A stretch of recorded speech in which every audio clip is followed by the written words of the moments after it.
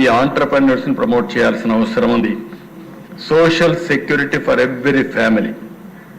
Government ఇచ్చే కార్యక్రమాలన్నీ కూడా ఆలోచిద్దాం. డిజర్వింగ్ పర్సన్స్ కి ఇద్దాం. ఎప్పటికప్పుడు అనలైజ్ చేద్దాం. అందరికీ ఆదాయం పెరిగే మార్గం చూపిద్దాం. అదే సమయంలో ఎవరైతే అందరికంటే ఎక్కువ ఇబ్బందుల్లో ఉన్నారో వాళ్ళకి హ్యాండ్ హోల్డింగ్ ఇద్దాం. వాళ్ళకు ఆర్థిక సహాయం చేద్దాం. ఏం చేయాలో దానికి ఒక పాలసీ వర్కౌట్ చేసుకొని ముందుకు పోతాం. అందరికీ ఆరోగ్యం, విద్య, స్కిల్లింగ్, యాక్సెస్ టు ఇన్ఫ్రాస్ట్రక్చర్, ఇవన్నీ కూడా ఏమేం కావాలో అవన్నీ చేయడం కోసం ఈ జీరో పావర్టీలో ఒక పద్ధతి ప్రకారం పెట్టి ముందుకు పోతాం. అదే మరి ఇంకొక పక్కన మనం గుర్తుపెట్టుకోవాల్సింది, ఫ్యామిలీ అనేది ప్రపంచంలో ఏ దేశానికి లేనటువంటి ఒక గొప్ప వరం, ఒక లెగసీ. ఈ విషయం నేను చాలా స్పష్టంగా మాట్లాడుతున్నా. ఇక్కడ దీన్ని మనం ప్రమోట్ చేయాల్సిన అవసరం ఉంది.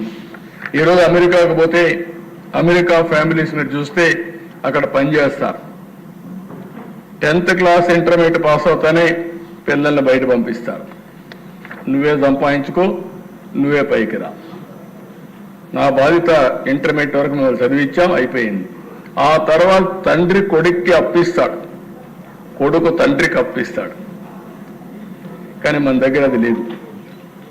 మన దగ్గరుండే సంస్కృతి మీరు చూస్తే అధ్యక్ష, తండ్రి అనే వ్యక్తి జీవితాంతం మెంటర్ చేస్తాడు, తల్లి అనే వ్యక్తి జీవితాంతం మెంటర్ చేస్తుంది.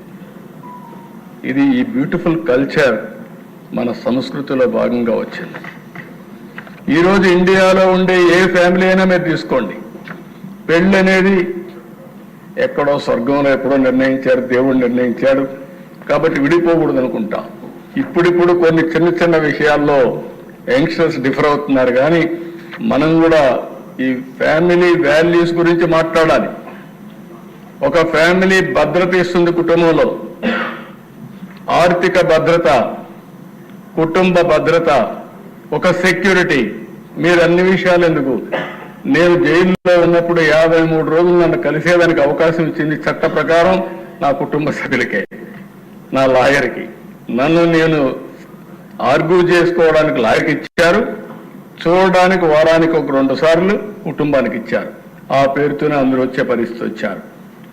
నాకు ఒక అండగా వాళ్ళు నిలబడ్డారు. నాకే కాదు, కష్టకాలంలో ఉంటే అండగా నిలబడేది కుటుంబ సభ్యులు. ఆ కుటుంబాన్ని కాపాడుకోవడం మనందరి బాధ్యత అని చెప్పి మరొకసారి మీ అందరికీ తెలియజేస్తున్నాను. ఒక కుటుంబంలో ఒక వ్యక్తి అనారోగ్యం పాలైతే ఆ కుటుంబం ఎంత అవస్థపడతారో మనం చూసాం అధ్యక్ష. మామూలు కాదు. ఒక ఇంట్లో ఒక వ్యక్తి నడవలేకపోతే, అనారోగ్యం పాలైతే వాళ్ళు కూలి పని చేసి ఆ వ్యక్తికి సేవలు చేసి ఆ కుటుంబాన్ని నడిపే పరిస్థితికి వస్తున్నారు. అది భారతదేశానికి ఉండే ఇది. దీన్ని మనం ఎక్కడికక్కడ కాపాడుకుంటూ ముందుకు పోవాల్సిన అవసరం ఉందని చెప్పి కూడా నేను మీకు తెలియజేస్తున్నా. అదే మరిగా దిశ నెక్స్ట్ మీరు చూస్తే ఎంప్లాయ్మెంట్. ఫస్ట్ ఎవ్రీ డే నేను ఆలోచించేది, ఈరోజు ఎంతమంది పేదవాళ్లకు మనం సహాయం చేశాం. నిన్న పెన్షన్లో మీరు చూశారు. ఎన్నికల ముందు నేను ఒక మాట చెప్పాను, ఒక నెల ఎక్కడన్నా పోతామంటే నేను చూశాను దిశ. మొన్న విజయవాడ వరదలు వచ్చాయి. వరదల్లో నేను ప్రొక్లైన్లో తిరుగుతున్నా.